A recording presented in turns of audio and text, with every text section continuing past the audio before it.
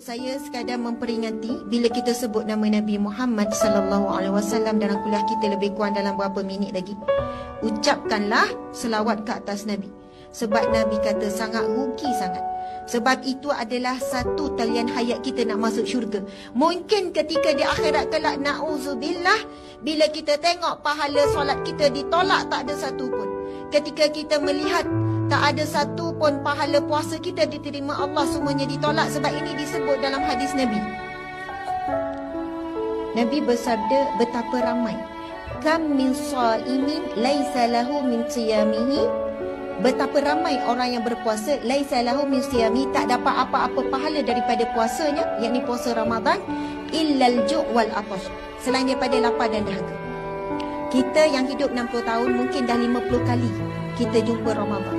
Na'udzubillah, bila dibagikan akhirat besok, Ramadan kosong. Ramadan kedua kosong.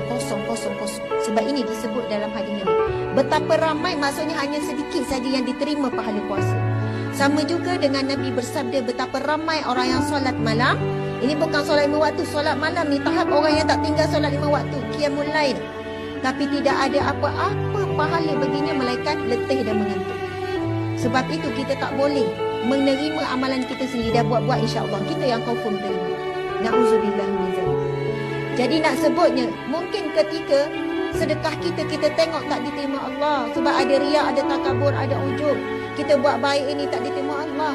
Mungkin ketika itu satu-satunya talian hayat kita untuk masuk syurga Allah melalui jalan apa? Jalan selawat kepada Nabi sallallahu alaihi wasallam. Sebab para ulama mengatakan satu amalan yang tidak akan ditolak oleh Allah walaupun dilakukan tanpa khusyuk ataupun tanpa ikhlas. Sebab kebetulan dia datang, dia ikut barakan, lepas orang berselawat, dia pun kena selawat juga. Nama dia terpilih untuk berarak, dia pun selawat juga.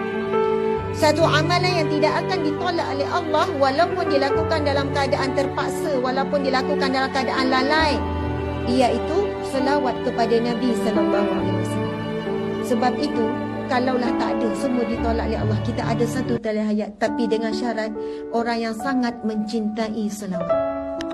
Bukan sekadar selawat, membilang selawat, tetapi hatinya memang mencintai selawat.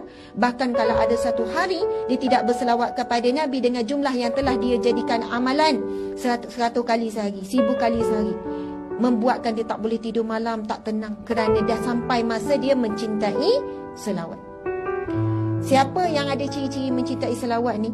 Yang mana dia ada rutin selawat, jumlah yang tertentu yang dia tak pernah lalaikan setiap hari, mesti konsisten. Kita ada tak sampai tahap tu? Ataupun tanya selawat, kadang lupa, ada waktunya banyak, ada hari tak ada. Itu bukan ciri-ciri orang yang mencintai selawat. Dia mesti ada rutin.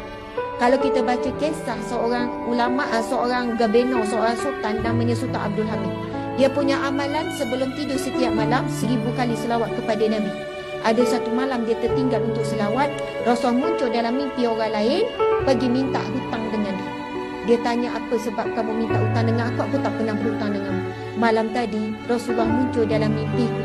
Rasul kata, engkau telah berhutang dengan Rasulullah. Dia terus menangis. Sebab apa? Dia kata, malam tadi aku terlalu penat sehingga aku tertidur tanpa aku melunaskan amalan aku yang biasa, iaitu berselawat 1000 kali setiap malam untuk Nabi. Sampaikan Nabi merindukan, mencari, menanti selawat. Agak-agak Nabi tunggu tak selawat daripada kita. Allahu Akbar. Wallahu a'lam. Kalau nak sebut insya-Allah, itulah kita. Kita sedap, bersedap hati. Maksudnya kita rasa Rasulullah memang tunggu dan sebagainya. Insya-Allah, mudah-mudahan. Sambung cerita ni ya.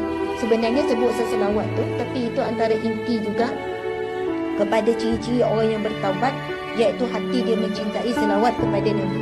Sebab dia takut sangat di akhirat kelak, dia tak ada jalan lain nak ke syurga, dia ada satu jalan, iaitu jalan selawat kepada Nabi sallallahu alaihi wasallam.